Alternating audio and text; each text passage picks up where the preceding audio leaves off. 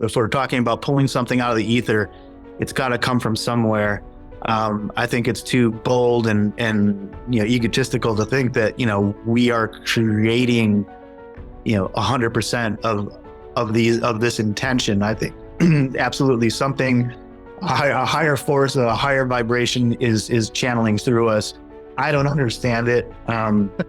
It's back to our initial conversation about clearing the noise away. Putting the phones down, getting into a private atmosphere situation without the distractions in our lives.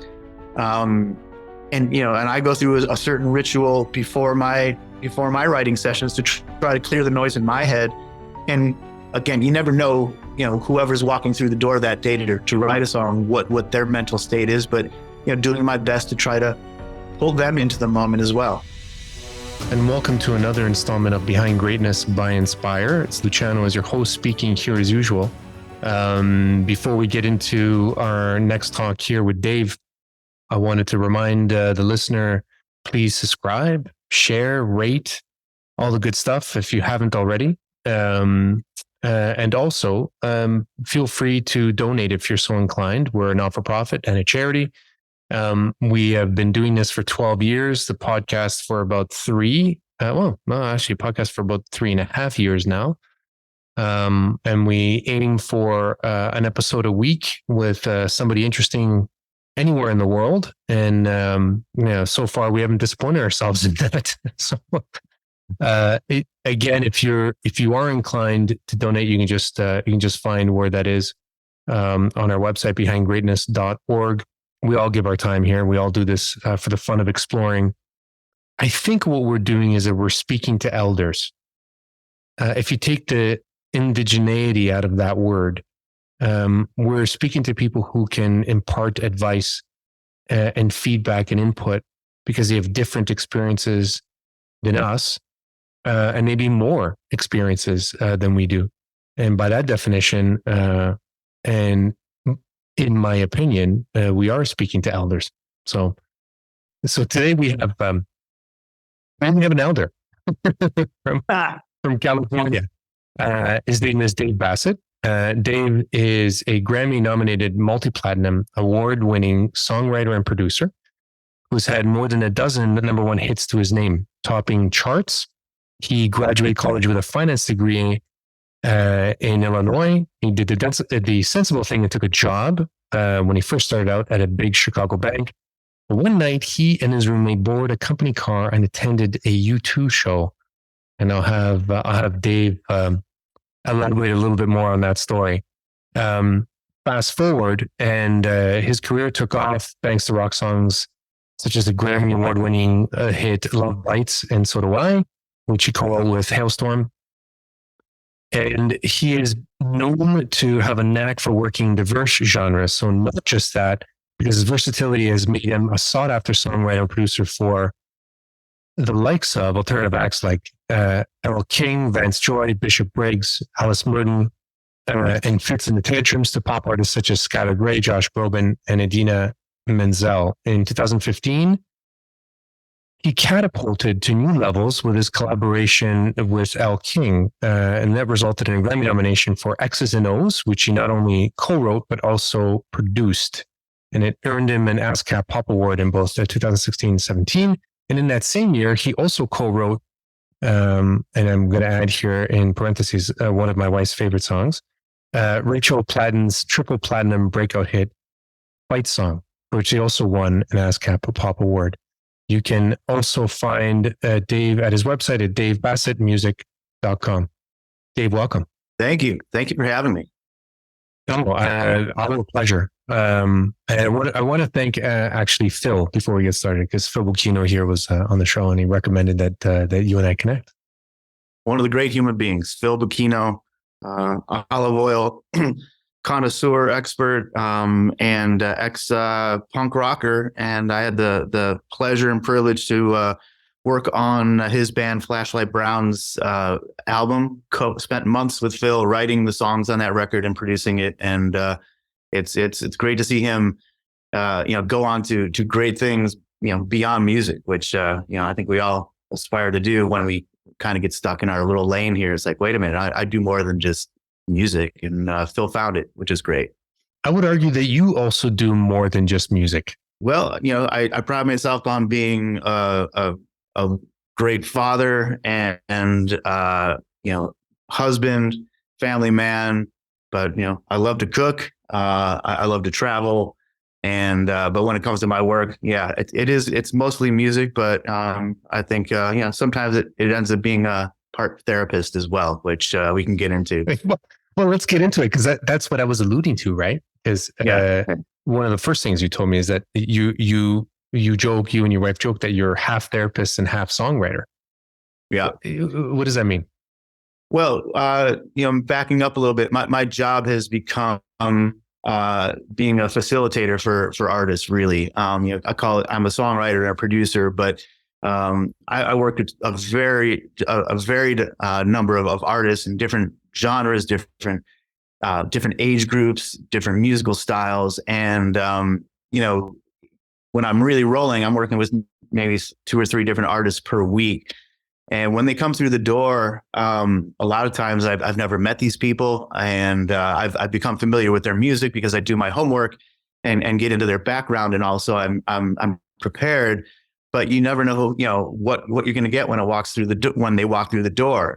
You never know what's going on in their lives. You've never met these people, and so I always say it's kind of like speed dating in music, where someone will come in, they'll sit down. Hi, how are you doing? And knowing that I only have a day or so with this person to, hopefully get them to open up and bear part of, their soul to me, so that we can write something that's, relevant to their lives and something that's genuine to them, is a challenge. So, it usually starts with just some small talk, when'd you get into town, where you staying, this or that. But in that moment, it's pretty easy to read someone's mood and, just kind of get a surface picture of, where they're coming from, what kind of, really what kind of mood they're in. So, okay, if someone's in this peppy mood, you're not going to write a sad ballad that day. And if they're in, kind of a downcast mood, or they kind of start to unleash some feelings, or, a story of, oh man, I just broke up with my girlfriend, blah, blah, blah.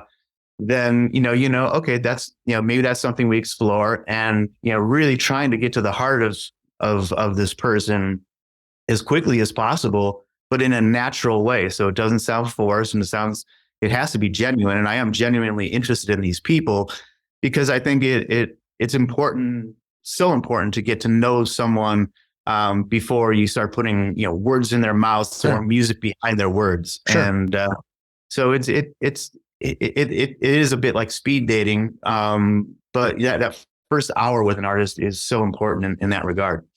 So I have 2 things here. You told me when we chatted last that the key for you to get what you need to get out of the artist is to focus in on the present moment that you are in with them. Right. So, I mean, surface level, it sounds straightforward, simple, logical. Right. What doesn't sound logical is that, and you said it here at the beginning of your explanation, or beginning of your elaboration, is that you only have an hour with them, and you have to have them bare their souls. Right.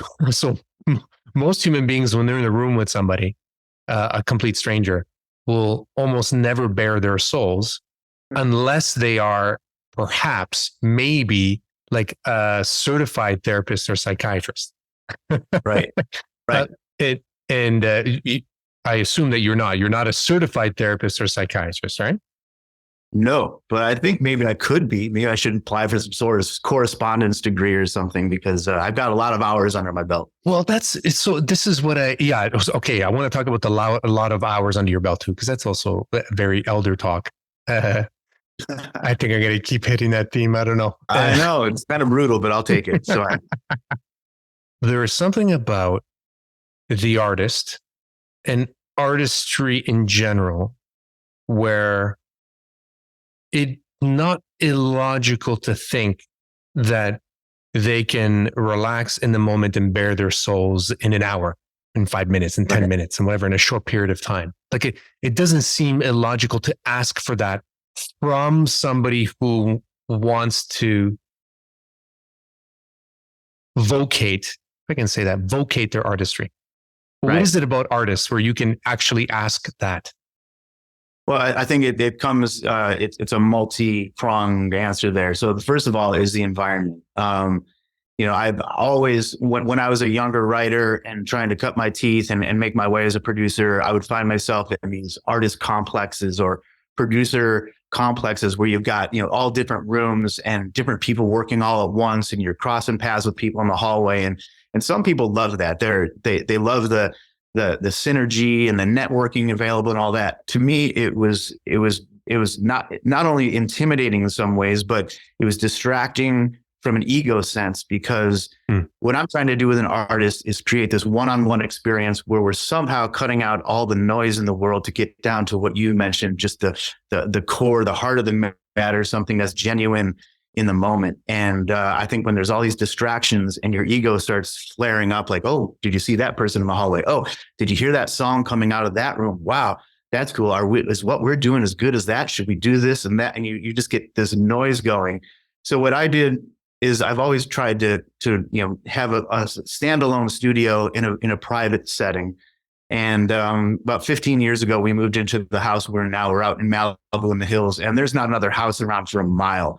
So when artists come out here, they're first taken in by nature. There's, there aren't other people around, and it's not a familiar studio setting. So immediately, I think they're disarmed from that sort of ego thing, other people, where you have to watch what you say, or, if I'm going to sing a new idea at the top of my lungs, do I want other people to hear it? People are very self-conscious when they evoke their initial ideas. And so creating this atmosphere where we're completely isolated, it's just me and the artist. That's the first step. The second step for me is, and this isn't a conscious thing, this is just something that I think happens kind of naturally, and maybe it's a personality thing, is you have to be a great listener, and you have to know your place in the room. In my earlier days, I would, approach it like, I'm this artist's contemporary, hey, who are you hanging out with? What are you doing? Were you out last night? What shows you been seeing? But I've been doing this for 25 years. So now I understand my age, and there's a big age gap between me and most of the artists I'm working with.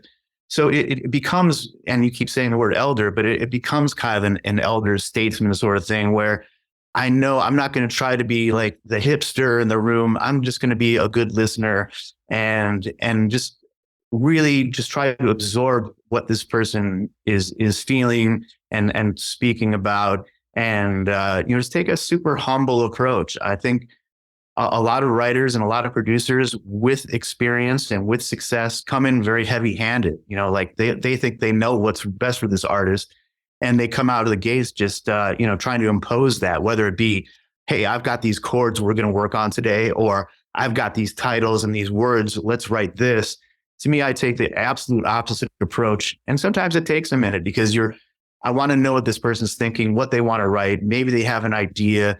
Just really let them strike the first chord, if you will, or the first words or note. And then I can slowly just kind of, infuse my ideas and my perspectives, and gain some respect in that regard. Because it at the end of the day, it is about the artist. It isn't about me. When this person leaves, they're the ones who are going to have to go into the studio and record this and put it out on or their record, sing it live every night. So by taking myself out of the equation, and being a support system and a fresh perspective and, a source of experience and knowledge, I think that's the right perspective to go into these situations. So by creating a good environment and being a good listener, I think I'm able to make people comfortable enough to at least, get the first steps going in the process. That's one thing that you and I didn't talk about much. That's because I didn't ask, but because I took it for granted. But now that you say it, you are literally in the process of creating from nothing. You are right. You are creating words from a feeling that you're trying to get out of the artist as they enter your room. Yeah. And there's, a little, speech, if you will, that I use sometimes, where it's like, hey, we're here for you. I have, no ego in this equation here. I want you to leave with something you're happy with. So if I have an idea and I say something that isn't feeling right with you, I want you to, let's move on. I want you to feel comfortable saying that, I don't agree with this. I don't like this. This isn't my style, because this situation is so new to us. And that's a good start for sure. But also I always use an analogy of like, hey, we are creating something out of literally nothing. Our materials are in the ether. And, it would be a lot easier if someone dumped a pile of wood on the floor and said, hey guys, build a table. We would know, when we're done, if it's standing, if it's level, if it looks right, there's something physical that, there is a right or a wrong. Whereas, with songwriting and really anything in that sort of creative field, whether it's writing or music, there is no right or wrong. There are a million opinions, but there is no, board out there that says that song is wrong. You guys failed. And as long as you feel good about it and I feel good about it, and we leave with something that we're proud of, the rest is up to the music biz universe. And there's so little you can control. But, to be able to embrace the fact that we're just pulling stuff out of thin air and we're going to make something up that didn't exist hours ago. There's a real pride when you're done with that. You're like, wow, listen to this song. This didn't exist.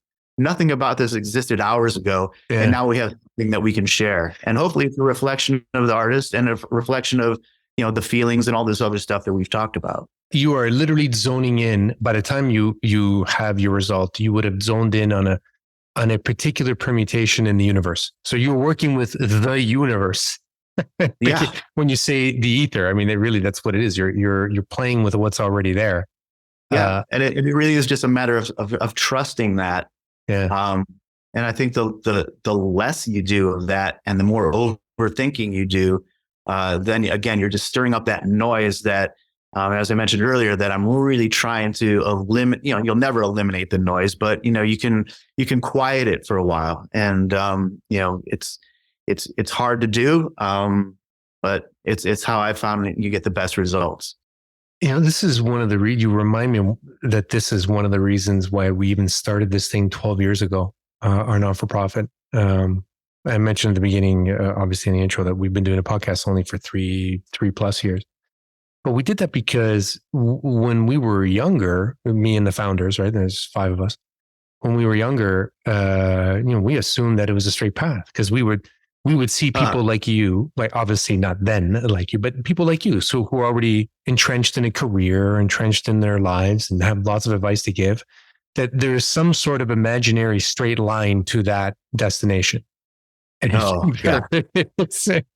and so I've come to learn, that there isn't a straight line, but that's one of the reasons why we started, is because we wanted people to explore the crookedness in the lines. And I don't mean crooked in a pejorative way. I mean crooked in a real sense.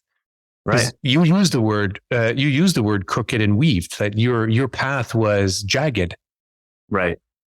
Yeah. And I think, most are, when you come to any sort of creative field, again, where there is no right or wrong.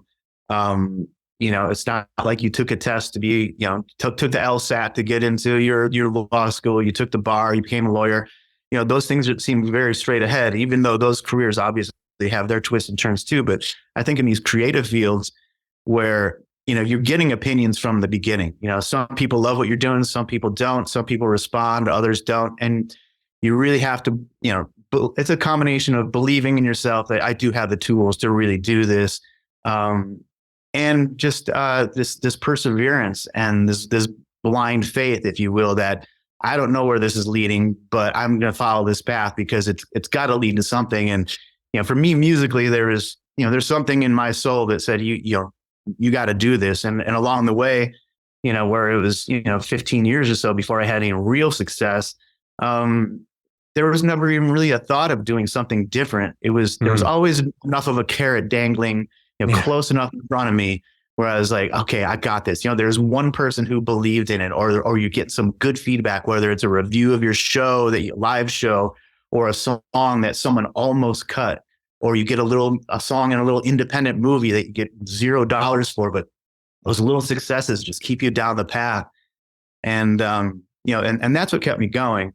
And then a lot of the stuff is just, it's dumb luck for sure. But then it's a lot of these little, along the way, you're collecting experiences, you're collecting experiences and knowledge and skills that I think at the time you don't even realize you're going to be using. You pick up for me, when I first moved to LA, I had a finance background, but I didn't want to get a job at a bank because I didn't see that as having any benefit other than, being able to pay the rent. No benefit in my musical path. And so I took a job as a midnight to 8 janitor at Record Plant recording studios. And I'm literally cleaning toilets, but I'm in the vicinity of a studio. And there's all this gear around that I became curious with, and I was asking questions. And then from that, my band got to be the guinea pig for their training engineers, and we got to record in these studios. And then from there, you meet other engineers who are at the same level as you in their career, and you kind of work together and create this, community, and you're all developing together. And then all of a sudden, rather than feeling like you're completely on your own, you've got this little posse with you, and you've got this community that builds. And then you start to play out and you meet other bands. And along the way, I learned how to, record myself. And, I was always the writer in my band. So I was learning how to write lyrics. And, and the one thing I didn't learn how to do until much later was collaborate. And then when I finally started writing with people outside of my band, I'm smacking myself in the head saying, gosh, this was here all along. And I just wasn't open to it. But you can learn so much from everyone else that you write with, and every session has something to offer. Well, let's get to, because there's a story there that you shared with me about a French castle, which I found pretty cool. Right. That's what your story right here just triggered. That's exactly what I'm referring to here. Yeah. Well, before, because I want to prompt you on that too, but I didn't want to lose this, because there's also something else you said, because you were growing up in the suburbs in Illinois, much like a lot of us. You grew up in a conservative household. And we don't mean politically here, obviously, right? But in a conservative household where, you got to work, got to go to school, work, get a good education, good job, set things right, to have a family, yada, yada, yada. Yeah. And you said you started to play guitar when you were 12, and you started to listen to Kiss, you started to learn to start playing their songs. And then it was something very cool that you said to me, had me think a little bit. He says, where you lived, no one was working in these passions. So you separated those passions from your everyday. Right. Like you trained yourself to separate the passions from your everyday. When did that stop? It was a hard stop when, well, I guess it was a slight evolution. So, it was always music was always a hobby. It was an outlet. I played sports, but then I had more fun playing music, and we were playing parties and small shows, in our high school and all that. But there was never any aspirations to do anything more. It was just it was a way to have some social successes, really. But in the meantime, I was writing my own music, but without any conscious, aspirations to put it out or have anyone hear it. It was more like, I think, I'm playing all these other songs by these bands I like. And then, when you're sitting and playing, you're playing chords and you come up with something that isn't one of those songs. And you're like, I guess this is writing, and then, lyrics are a big challenge because, you're really putting yourself out on a line. It's one thing to play some music and it can mean anything to anyone. But when you start putting words to something, then you're really putting yourself out on a limb. And I look back at some of the early lyrics I wrote and stuff, and they were direct ripoffs of other bands and all that. But getting back to the point, it wasn't until I one summer in college that I put out with my band. We went and recorded a little 6-song EP record and brought it back to school and started to sell it around campus. And that felt a little elevated, but it was still a hobby. And again, it was still just maybe a path to some, social successes. Again, you're the cool guy, you're in the band. Yeah, of course. But, I was still on this very clear path of, you're a finance major, you're going to get a degree and you're going to go work and you're going to try to make a bunch of money. And honestly, the vision stopped there. But once I got out of school and started working at this bank in Chicago and realized that, okay, now you're defining, every day for the rest of your life. You're going to put on this suit. You're going to, maybe this bank, maybe that bank, but this is your field. And these are the people you're going to be dealing with. And this is, this is the success of this field, is making money. There's no emotional attachment to that. And it felt very empty to me. And I think that's the point where, and it wasn't necessarily music, but I felt like I needed to make a change. And the closest thing that I knew outside of the, finance and what I was aspiring to be is, in that world was music. And I thought, geez, maybe, these songs I've written, and I'm become a pretty good guitar player and I can sing. Maybe this is something I can do. And then that led to this U2 thing. So yeah, okay. Well, bring us through that story of the U2 concert, because I thought that was pretty cool. But I think I have a question out of that as well. Let's go rip it. Okay. So out of college, I'm working at this bank. Not very happy, and my roommate, he worked at the bank as well, and we decided we wanted to go to a U2 concert. There is a Joshua Tree tour, 1987.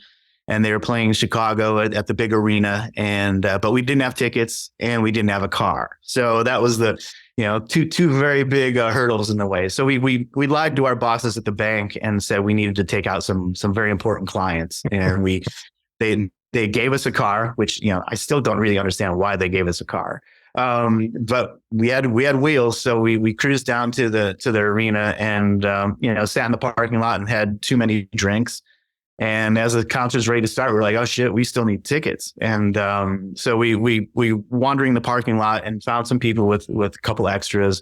And I remember we paid $5 for these tickets. And that says, again, that I'm an elder and concerts used to be cheap, but it was a good deal even in those days, right? But we get inside and these seats are in the highest balcony behind the stage. And, you can't see anything. You see the back of the light show. And my roommate was pretty bummed out. He's a little bit more belligerent. I just kind of wanted to sit down at that point, so to keep the stadium from spinning. And but he dragged me down to the main floor, and in between the warm up band and U2, we snuck into these seats, like in the 7th row. And then the lights come down and U2 comes on, and it's like, wow, how did this night come together so well? And, about 3 or 4, maybe 4 or 5 songs into the show, I saw there's an empty seat in the 2nd row, and I got greedy and I moved up to the 2nd row into the seat. And the second I got there, the people came down with the usher, and they were supposed to be sitting there, and they asked for my ticket. And the usher looks at my ticket and he's laughing, like pointing up to the ceiling. You're supposed to be way up there. So I'm getting kicked out at this point. But I'm so close that the nearest aisle is right next to the stage. And as I'm getting kicked out, Bono happened to be in the part of the show where he used to say, there's nothing to rock and roll but 3 chords and the truth. And last time I was in Chicago, I found someone who could play the guitar as well as us. There's got to be someone here who can play. And so first he pulls a guy out of the crowd who'd never played guitar in his life. And after about a minute, he takes the guitar back and he's like, I thought the Liars lived in Washington, D.C. And Nice. he's like, there's got to be someone in here who can do it. At that point, my roommate, he's like looking around and he sees me and he comes running up, and I'm on my way getting escorted out. And he pulls me back, down a few feet on the aisle, and Bono happened to be right on our side of the stage, and my roommate's pointing to me and like grabs my arm, waving my arm around. I'm going, holy shit, what's going on? And Bono pointed to me, and they parted the gates, and rather than getting booted, they hoisted me onto the stage, and I'm on my knees literally, and they hand me a guitar, and he's quizzing me with in my ear, like, play an A minor, play F, play G, and these chords, because this last guy embarrassed him. He's like, I'm not going through that again. And I could do that. And, so I stand up, and now I'm on stage with my favorite band in front of 20,000 people. And we did Southern Man by Neil Young. And I'm walking up ramps with Bono, and he's got a spotlight on his shoulder, and we're best buddies for 3 minutes. And I got to do a guitar solo at the end. And it was just one of these like lightning bolt moments where, the universe was shouting at me, like, quit that job, follow your passion. And I listened, and I quit my job. It was reported in the radio the next day, is what I understand. That there's some guy in the crowd is playing a electrifying guitar with U2, and Anyway, Yeah, somebody yeah. identified you. They took a picture, and you came down. Well, it sounds pompous, but I do remember the line from the Chicago Tribune where they quoted an unknown guitar player played rings around Bono last night. Wow, So that wow. was a good one. But yeah, I went to work the next day, slightly late, I'm sure, but showed up and in my suit and tie. And the big morning radio DJ in Chicago was this guy Jonathan Brandmeier, and he and his partner Buzz Killman used to play music on the air, mostly blues and stuff. And anyway, they were talking about the show and about this guitar player, and I wasn't listening because I was at work. But friends were calling and say, "Hey, Johnny B's talking about you. Yeah, you got to call in." So I called in the radio station and proved to them somehow, I don't remember how, that I was the guy. And they're like, "Well, come on down, come down to the radio station." So I got up from my desk, took the bus back home to grab my guitar, went back down to the station in the city, and went up there and jammed some blues on the radio with the morning DJ. And they kind of interviewed me a little bit about the experience. And the craziest thing was, earlier that morning I had called the Tribune and the Sun-Times to ask for pictures. Like, someone must have a picture.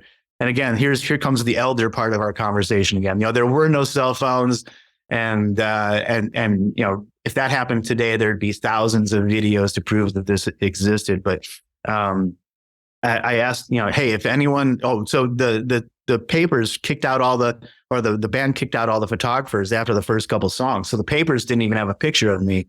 And so on the air, on the radio, I asked if anyone has, snuck in a camera, took a picture, please send it to me. I don't have any photographic evidence of this.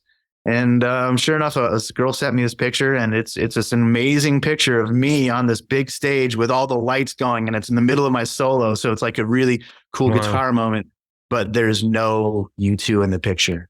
So it's not like, hey, my arm around the edge and Bono, and we're having a great time together, and here are my new pals. It's just me on a big stage. But so it never happened. Like it never happened. But maybe you pulled this story out of the ether too. Yeah, exactly.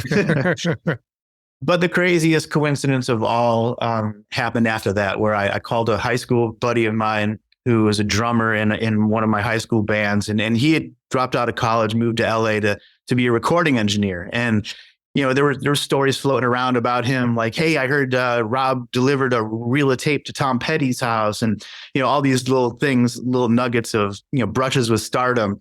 And so I called Rob to tell him about my experience, and he was just blown away, because he had just got his first job as an assistant engineer, recording engineer, working for Jimmy Iovine, who one of the biggest producers of all time, and founder of Beats, and president of Interscope Records later in his career. But at the time, he was producing U2, and they were recording every night so they could make the Rattle and Hum movie. And so Rob's job was to take all of every night's recording and do a rough mix for the band so they could hear what takes they wanted for the movie. And so as I'm telling him about my story, and there is no photographic evidence, he's like, I got those tapes. They're here somewhere. I'm getting to that show. And he mixed the show for me. And so I do have the audio of that show. And because he had all the tracks separated out, I have the mic soloed out of Bono when he's like, what's the name of your band? And all this little conversation bits between us. And so that's my audio proof that this actually existed. So it did happen. It did actually happen. And then Rob, he was an engineer in training, and he was telling Jimmy Iovine about his buddy who played in Chicago with the band, and Jimmy happened to be at that show in Chicago and said, I saw that guy, what's he doing? And it all boiled down to him wanting to mentor Rob as an engineer. And Rob called up and said, hey, Jimmy said, we could have some studio time at A&M Studios if you want to come out, and we'll do some recording. He thought you were cool. And that's when I quit my job at the bank, got my high school band back together with one other college friend. And we moved out to LA knowing nothing about the business, just knowing that we were going straight into A&M Studios under Jimmy Iovine. And when we got there, we didn't know what we were doing. We didn't have very good songs. We'd never been in a studio like that. Our buddy Rob was just starting out, so he wasn't a great engineer mixer at that point. And when you put all those things together, you're going to come up with a pretty mediocre recording. So it got me out to LA, but then the reality sunk in that, now I've just entered this world I know nothing about. And, then it's, in the words of Guns N' Roses, it was the jungle. Welcome to the jungle. So, well, that's I'm going to say that's also a typical story of a budding entrepreneur, right? So somebody wants to create something, and they had some success, and they had some really good delight and happiness with creating something, but then found it difficult to use that or leverage that momentum to make something bigger or different or whatever, or something flower out of that. We'll go to another part of the story too, but I wanted you to share that too, because that is, we call it coincidence. I mean, there's obviously, you were tapping into some ether to have that experience happen, and you decided to leverage that. It didn't work out for you the way you wanted it to, but you were still very young and you were trying to figure things out. And so your life took that trajectory for like 10, 15 years, right? To use your words. Let's fast forward a little bit, just a little bit, if you don't mind, just to kind of switch. Otherwise, this podcast would be 20 years long, and we don't want that. Yes. Oh, well, I mean, we can do 20 years, but I think you and I would be the only two actually listening to it. We talked about the state of music, or the state of experiencing music today versus yesterday, meaning what you just gave us a window into the experience. And you also had me think about something too, and you use the word discovery. Is that when music wasn't so digitalized, kids discovered music through an exploration, through somebody else, through a place, through a destination. Bring us through that experience. But I mean, obviously, because we're the same generation, you living that experience and what younger people are experiencing now, and what the difference is. Yeah, I think I'm able to describe it from 2 points. Really, it's from as a creator and as a listener. And as at first as a listener, you made an investment in the music that you followed, and well, first backing up the discovery of it had to be through, with the limited amount of radio stations, it was through word of mouth. It was someone had an older brother that bought this record, and then your friend listened to it and passed it on, and so it was almost like this, it was a secret society. When I learned about the Clash, it wasn't because they were playing the Clash on the radio. They didn't play the Clash on the main radio stations in Chicago. It's because someone had an older brother who bought that record, maybe knew someone in college who got it. And so when you get it, you feel like there's almost something taboo and mysterious about it. And that, as a young kid, that draws you in. We all, it's all this curiosity of the unknown. And also because there was so little, you had the Midnight Special, and you had Don Kirshner's rock concert and a couple other, outlets visually. But other than really buying the record and scouring the cover and reading every word, and maybe a music magazine, there was no visual connection to the music either, the way there is, now you can't avoid it. We know what's in our favorite star's underwear drawer now. And there's something just fundamentally wrong about that to me. That has just really blown the mystery about music. But getting back to the investment of it, once you realize, oh, this is a cool band, I'm going to go to the record store, I'm going to go spend my hard-earned money on this record. You're not buying 20 records. You're not buying a playlist.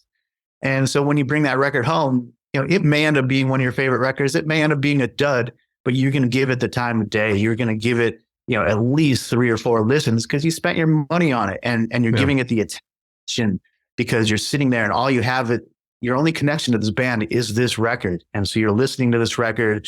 You have to physically get up out of your chair and put it on the turntable. And it takes a physical effort, a physical investment, a monetary investment. And that's why I think, dug into the bands that we love, in talking about my generation, so much at a deeper level than I think, kids now are getting that. And, then flipping it over to an artist perspective, making music has become completely similarly devalued in my opinion, because the ease of putting music out to the public is just incredible now. There is no barrier to entry. You know, anyone can buy a laptop and learn how to use GarageBand or some program to create music, and literally has the tools to put it up on Spotify that same day. Which the flip side is, it's amazing. There is, you know, you don't need money, you don't need connections.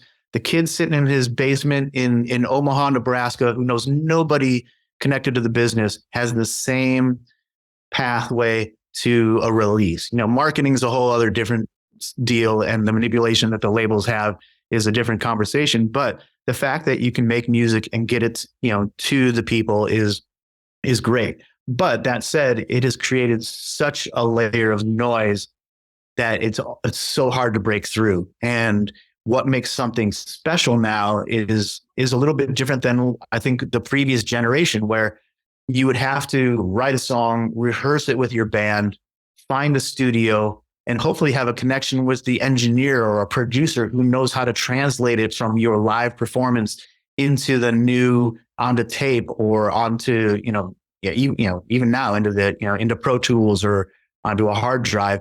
But even then you had a song, but no real way to get it out until you played live and proved yourself to maybe a label that would then create a physical product and get it out. So you're talking about a long process with a lot of hurdles that was able to weed out a lot of the just, you know, noise, to be frank. And not to say that everything released, you know, back in the 80s or the 90s was good, but it passed some sort of test, quality control test that I think, you know, made it easier as a listener to find stuff that was, you know, something worth digging your teeth into. And so, yeah, I think those are the two different aspects. Making the music has become really easy and less of a valued process. And then finding music now is just too easy to dispose. We don't like a song, we skip. And I'm total victim of that too. I mean, it's hard for me to find new bands that I put my time into because we're in such an ADHD world. So I agree with the comment, of course, that it's a wonderful thing that a kid out of Omaha, Nebraska can actually upload music that he plays and he creates. Because, you know, music kind of belongs to everybody. It shouldn't. Absolutely. It shouldn't belong to one genre, one club, one type of person, or one person. It should just belong to everybody because it's from the ether, to use your words, right?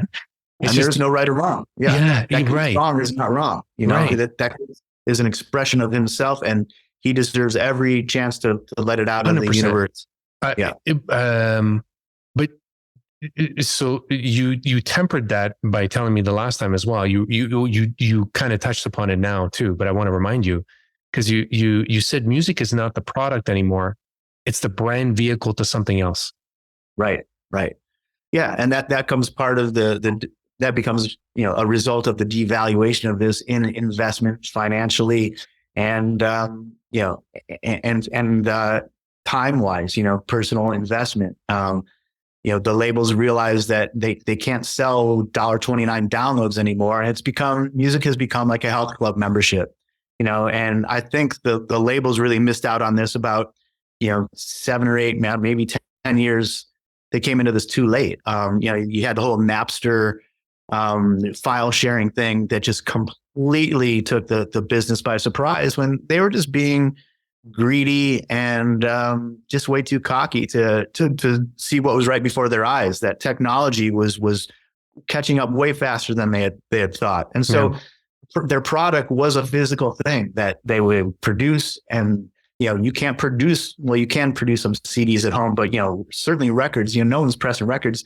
You had no choice but to go get this vinyl, this, you know, a cassette or what was eventually CD. Mm-hmm. And then it became, okay, it downloads, but then people realized, well, I'm not paying for that because I can just take it off my buddy's drive.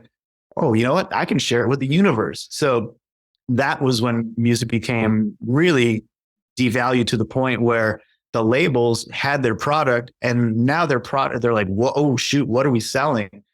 And at that moment, the record labels used to sign bands and artists for multiple record deals. And that was their income. They didn't touch the touring. They didn't touch the merchandise. and all the other things that go into, supporting a band's livelihood. And when this devaluation, occurred, all of a sudden labels were like, oh shoot, our pie pan is empty. We've got to be another pie. And so they started dipping their hands into the touring and the merchandise and everything. And then the term 360 deal came into play. And what the big psychological fork in the road came when independent artists have the same access to uploading their music, YouTube, Spotify, whatever service, but there's still this allure to be on a major label. There's, young artists still want to be on Warner Brothers, still want to be on Atlantic, want to be on, whatever label, because there's this, I guess, an ego satisfaction in that. And it's such a myth now, because basically they're just taking your whole brand at this point with these 360 deals, and they're taking the merchandise and the touring, and all of a sudden an artist piece of the pie has been diminished, and streaming income has definitely gained a little bit more respectability in the royalty department, but overall, it's just it's the brand now. And when you sign a deal, you're basically, a lot of people are signing away a piece which, historically they wouldn't have had to give away. And that gets back to your point that, it is now the brand that is the product rather than the CD or the record. And it really changed the whole complexion of the music business. Well, that makes sense, because I was educated a little bit by you as well the last time we spoke. It makes sense that, you have a YouTube star, a TikTok star, or Instagram star who posts a video, dance video song, and it goes viral. Millions of people listen to it. Some of them even come to you, like they're told to come to you to help produce, but they don't have that foundation of investment into the music or the genre of music or in the production of music and the making of the music. They just, they happen to have a really good hit. Now they don't know what to do. And they're not an elder. They don't have the experience. They don't have the foundation. But I mean, this is my opinion. I guess my opinion coming through a question. Is that not a dangerous thing now? I think it's a dangerous thing for artists, because no one really has a clear picture of the we talk about the hours you need to put in and the dedication to your craft that it's really required to create a lasting career. Now you're talking about catching lightning in a bottle, and it's playing lotto tickets, in my opinion. And there's too many examples out there, if it's TikTok or YouTube or whatever, these viral moments where there are successes out there, and young artists feel like that's how it's done, and I'm going to get lucky too. And the vast majority of them won't find that lightning in a bottle, and aren't given a roadmap anymore of how to keep going, hone your craft, and put in those hours and just stick with it. And I think there's going to be a lot of great artists that are going to give up early because of the perception of how fast and easy things can happen. And on the flip side, the people who get, these viral moments, there's obviously different levels of that. I mean, if you get 100,000 streams on a song, that's not considered a lot. But man, if I was a kid sitting in my basement in Omaha and I get 100,000 listens or views, to me, that's like, holy cow, people love me, and that's going to be my motivation. Yeah. But the numbers are so off the charts now, to get a record deal, it's like you have 50 million streams and 5 million followers on TikTok. It's a numbers game. And the way that's happening is really unnatural. It's again coming through funny videos and, or maybe, a car crash or something, violent that draws people in, but it has very little to do with the artistic intention of the person who's creating the music. And so I do think it is damaging. And for me personally, it's really the first time I've felt a generational gap in the creative process where what makes me tick and my process, and as I've experienced it, is so different from this younger generation that I really try to seek out artists now who care about the writing process and the craft of a song, and the other stuff will come if it's good. The good songs raise their hand. They don't happen overnight, and they The stick songs around. raise their hand. Yeah, That's good. and they really do. Yeah. Well, yeah. I get when you synthesize the process through an algorithm, you are inevitably going to get people distracted by what the real prize is, and the real prize is not the views. It's not it's not people liking you. It's about the investment in the process and how that comes through. Because anybody developing a love or a passion attracts other people if those other people see that there is an investment in that curiosity and in that passion. So I told you I wanted to talk about Guns N' Roses. This is before the recording, but it reminded me of another story that I want to share with you because it was really powerful for me, and it's something that I think that's lost, but I don't know. So I had a friend of mine in high school. So we were at the time grade 13. So we're in fifth year high school. That's when we had grade 13. So we're 18 years old. We're in English class. He was a huge Guns N' Roses fan. His name was Ralph. And I had just started to get into rock music, like 17, 18. He was already 3-4 years into loving all the bands that were to be loved. And for me, it was exploration. Like I would listen, like you said, I would listen to a record and I'd try to memorize the lyrics and try to write them out. So we'd have this competition back and forth, a friendly competition on writing out songs that we like. And instead of passing a note, we passed the sheet. When one of us forgot what the words were, pass it to the other guy and he would write it. And then we'd see like who had more writing within the song and lyrics. And so we did a lot of them. We did AC/DC, Guns N' Roses, Bon Jovi, Led Zeppelin, Metallica. There's like 6 or 7 bands that we were focusing on. And then he passed away this year. He passed away in February. So he's 48 years old. It was very sudden. It was very traumatic.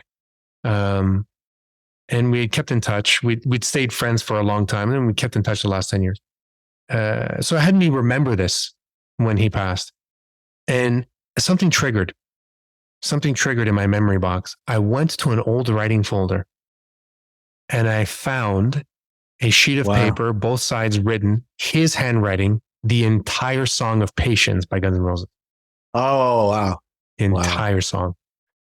And it made me remember 30 years ago how invested we were into the music that we were listening, that we were writing it out word by word for the sake of writing it out. Not for a prize, not for anybody to even know. It's just me and him. Who cares? Yep. And I thought that was just a real reminder of an innocence in the creation process. Yeah. And the appreciation that you had. I mean, I don't think kids are doing that now, writing out those. I mean, who's doing that? It's all right there. They're on their phone. Kids aren't writing anything anymore. My handwriting's gone to shit since the digital age. That's true. It's true. It's true. But there's a mystery and there's an appreciation and all those things that, you're talking about something almost mythological when you're talking about the bands that you love and those lyrics. You said the word, you used the word mystery twice now. And I made a note the first time you read it and I forgot. What is mysterious about music?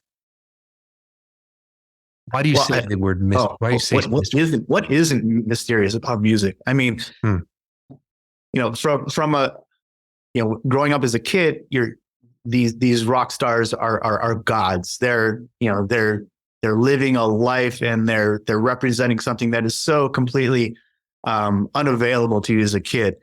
But the music itself, I think whatever bands we love somehow stumbled on a combination of it. There's a tone in the voice. If it's Axl Rose's voice, if it's Bon Scott's voice, James Hetfield's voice, those are not common sounds. And the tone of their voice combining with the notes they chose, and obviously the words as well, is this synergy that is this vibration that somehow penetrates our souls. And you look over the years, why certain sounds, were popular, how they evolved. And this gets into a deeper thing that, I don't even understand a lot of it. But, if you're talking about, Mozart or Beethoven, what made those guys, special in their world?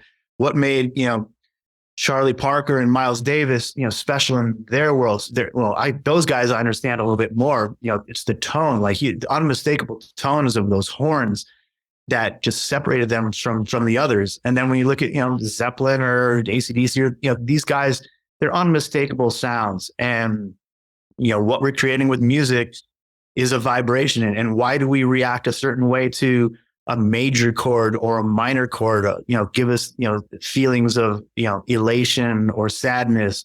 Yeah. And then the tempo, you talk about, the tempo of a song. Obviously a down, slower tempo tends to be more of a morose, sort of feeling, and up tempo stuff tends to be more energetic, happy, then to a point of where it's frenetic and, punk rock, and it creates, anger and angst and anxiety. And so to be able to push those buttons, these artists have found a combination of their unique sound and tempo and chords and tone that are able to push buttons that no one else could. And, it's I don't even know how to explain it. It's in the ether, like you say. It's literally a vibration.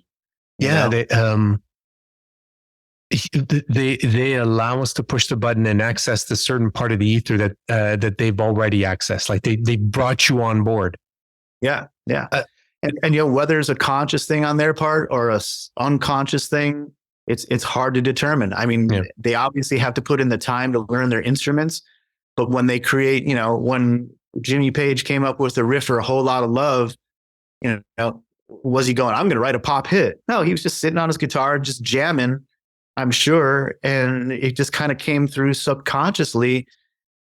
And then he decided, wow, that's really cool. I'm going to structure something around that. And when he played that, Robert Plant didn't go, oh, I got to write this pop melody. He felt in his soul what notes he felt go with those chords to create, again, this vibration and this mood that is, unique to itself. It's a fingerprint. And is the universe, so using that example, exactly that example. So Jimmy Page, the guitarist, Led Zeppelin, arguably one of the best guitarists in the world. Are we just an interface for the universe? Wanting to reach out to us through music? I think completely. I mean, again, if we're talking about pulling something out of the ether, it's got to come from somewhere. I think it's too bold and egotistical to think that we are creating 100% of this intention. I think absolutely something, a higher force, a higher vibration is channeling through us. I don't understand it. It's back to our initial conversation about, clearing the noise away, putting the phones down, getting into a private atmosphere situation without the distractions in our lives. And I go through a certain ritual before my writing sessions to try to clear the noise in my head. And again, you never know, whoever's walking through the door that day to write a song, what their mental state is, but, doing my best to try to pull them into the moment as well. I really like that, clearing the noise away. One last story. This one I promised to tell you. One last story, because I wasn't going to share it, but now that you've said this, so we went to, my younger boy and I went to Guns N' Roses concert in Toronto, beginning of September. And it was Ralph, that friend of mine. That was his favorite band. After his passing, his sister, who I've known since high school, was gracious enough and bought us a ticket. So we went with her and Ralph's wife and kids. And it was awesome. Like that's special. Oh my God, it was great. It was I think it was like 12 of us. I don't remember now, but we were the only non-family. It's me and my son. And it was quite emotional. So Axl Rose, his voice is, as you know, is not like it used to be. So crackles. Nor can it be expected to be. I mean, you sing like that, Yeah. Correct. Yeah. So we didn't have high expectations of getting emotionally aroused like we would have, in the 90s with his Right. voice, but we still did because we could feel the emotion in the songs. Yeah. I mean, that's par for the course in a good concert, any concert. But his voice being what it is, there were two songs that he performed that both me and my younger boy agreed on that were his best two performed. And they were Sweet Child of Mine and November Rain. Wow. And it's like he pulled everything together to have his voice ready for those two. Ready for those two. Yeah. It wasn't perfect. It wasn't like the old Axl, but it was there. You could sense it was poppable. So I did research on it later because I had never understood what Sweet Child of Mine was. And they're both songs about past loves that he had, like great loves, great short-lived loves that he had. So it made me put something together. Maybe I'm making this up, but I don't know. That the love that he had for these women came out. He's now in his 60s, right? He's 63, 64, whatever. Helped him transcend the physical impairment of his voice to come out the way he wanted it to come out. Yeah. Wow. I subscribe to that. I think that a combination of just the energy he's feeling off the crowd. I think, sometimes it's like the old grandma lifting up a car to save the baby underneath or something. It's like you feel a certain energy. You're going to get this just adrenaline rush that's going to allow you to do superhuman things. And I mean, I think for someone like that, he's going to always have those moments. I mean, to be able to do that sing those songs in the first place. I mean, that's why you don't hear a lot of cover bands doing those songs. Some of those songs, as the vocals are just sky high and out of range. And, there's certain bands that can still tour in their later years because most of those vocalists, were sang in a lower, middle, comfortable range. They were pushing the envelope and screaming like that. That's why Robert Plant won't, tour with Led Zeppelin. I mean, in his heart, he'd probably love one last go around, but that stuff is really hard to sing. Yeah. And it's a lot different than playing the guitar. You can be 100 years old and still play those licks, a little arthritis here and there. True. But their vocal tone and the range that these singers, had in their heyday, it just goes away with time. And that's why it's, I sometimes avoid seeing some of the bands I used to love because of that reason. And when I do see them, I, like you just said, I manage my expectations and I treasure the moment just to be in the physical presence of these people one more time. And when I follow Guns N' Roses, on Instagram or whatever, and it's just incredible seeing them play, all over the world, and like South America, they're playing for 200,000 people and stuff like that. And to know that their sound and those vibrations still resonate, this many years later with that many people. Yeah. It's incredible. And, and then and like I said, the energy in those statements, I think that allows these guys to rise to the occasion, when they're a little creaky, and just because there's such an adrenaline rush, even though it's a daily routine for them, which is hard to imagine. But I think it allows them to reach down, dig a little deeper. And of all those guys, I feel for Axl the most because he gets a lot of grief for, not being able to sing that stuff. And it's like, it's not like he doesn't want to. It's not like he's not taking care of himself. He's just, his body is changing. We're human. We deteriorate and no one escapes that. It was superhuman when he was doing it in his heyday. So cut him a break. Oh, not to belabor the point, but when they're having us, when they're allowing us to have this experience in the concert, it's like they're allowing us to tap into the ether like they are in the moment. Like going back to what you do the moment with your artists, right? Having them plug in, you're plugging in together. It's like ready, set, let's go together. Yeah. That's a magic. Yeah. That's a magic that we don't see. Yeah. We see the outcome. So we see the outcome in a song or in an album. We don't see the process of plugging in and going out there and floating like a whale in consciousness, like Joe Bolt Taylor says, right? It's like, when you're pulling stuff out of the ether, sometimes it doesn't add up. Sometimes you're pulling stuff out and okay, this is what happened today, but something doesn't feel right about that. And then sometimes it's like, oh my God, this feels super special. Yeah. A good friend of mine, Joe Ciccarelli, who's incredible engineer, has been around for decades and still works at the absolute top of his craft.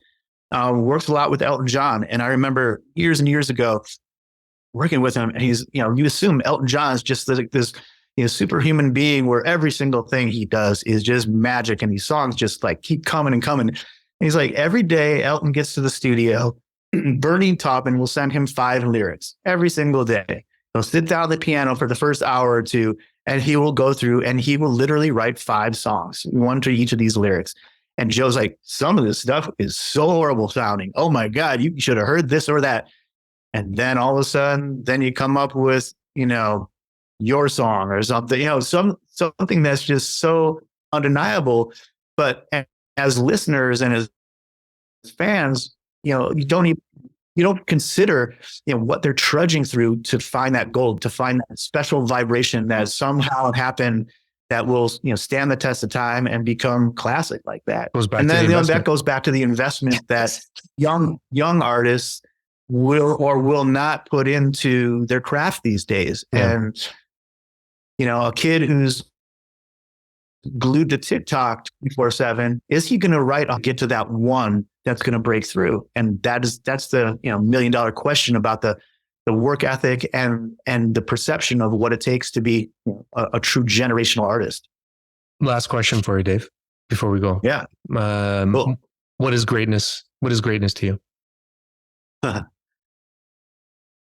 Greatness on a personal level is being satisfied that I felt like I put everything I am into, and no matter the outcome, I know that I gave my best. And that's what I try to create, with the artists I'm working with. I want to make sure that I'm there 100% for them. And what we do that day is the absolute best effort between us. And I know at this point that it's really impossible to control what happens outside of the 4 walls of my studio. So greatness is knowing that I created something that the artists I'm working with are proud of, and walk out of this room feeling like we did something really cool today. I really liked working with that guy. I felt respected, and I can walk through each day, that's from a musical standpoint. From a life standpoint, again, it goes back to just basic human stuff. Like, I want to know that I did the best for my children, that I was the best partners for my wife, that, I've given my friends and family, the best of who I am, and, tried to keep the ego out of it and tried to be a good listener. And yeah, to me, that's greatness. That's where you can go to sleep at night and just have no regrets. Permit me to say it. I think it's because you're respecting the mystery in your work. I think that's what I gathered from that. Yeah. Respecting, accepting things that are out of my control. We control what we can control, and the rest we have to be open to receive. We're all going to receive good and bad things and moments in our lives, and it's all just keeping things in perspective. And, before this podcast started, you started telling me about another guest you had who is an astrophysicist. And that just blew my mind, just that little conversation, because I realized that what I do is very contained. The ether and all that, it all, I'm still expecting it to come down to my little world. Whereas that person's life work and everything is actually pointing the other direction and trying to uncover something that's so far out of reach. And that mystery to me is beyond any mystery that I have in my life. Well, dude, most of us are not those grand mathematicians. And I think if this is part of things, this is part of what we're trying to uncover in the podcast, is talking to people who spend their time accessing and not being afraid to access. So, in your case, it's music, it's vibration. And with that is the calm of the present moment. And that's a lesson I'm learning. So I don't think that's a small thing. So thank you for coming on. Yeah. Oh, thank you for having me. It's been great getting to know you, and I appreciate the time. Hey, it's Enrico Colantoni here, actor, director, and dedicated napper. Like what you heard today, there's more to come. Make sure to subscribe to Behind Greatness and learn about our live events at inspirenorth.com. You'll also find links to our social media right on our website, so be sure to give us a like and follow. Until next time, stay inspired.